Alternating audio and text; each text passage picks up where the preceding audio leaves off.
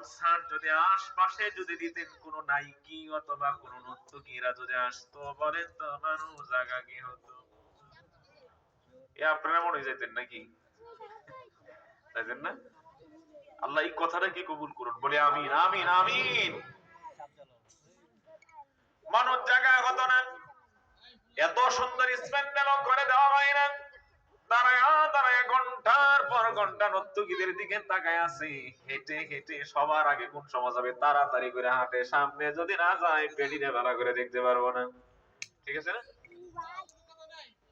লক্ষ্য করুন, এই পা দিয়ে হেঁটে হেঁটে যে গুনার কাছে গেল, আল্লাহ তাআলা এই আয়াতের তাফসীরে ব্যাখ্যায় বলেন, গুনাহ করার জন্য তুমি যে পা দিয়ে হেঁটে হেঁটে তুমি গেলা, আর মসজিদ তোমার একেবারে ঘরের সাথে লাগানো, মুয়াজ্জিন 5 বার দৈনিক আযান দেয়, ওই নাফরমান একবারও গিয়ে মসজিদে সিজদা দেয় না। আছে না এরকম মানুষ?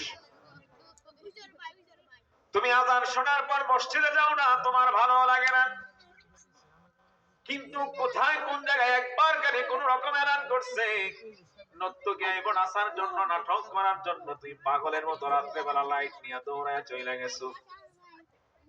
এর মানে তুমি কি বোঝাইলা? তোমার কাছে নর্তকীদের আওয়াজ, নাচ গান ভালো লাগে, আযান তোমার ভালো লাগে না।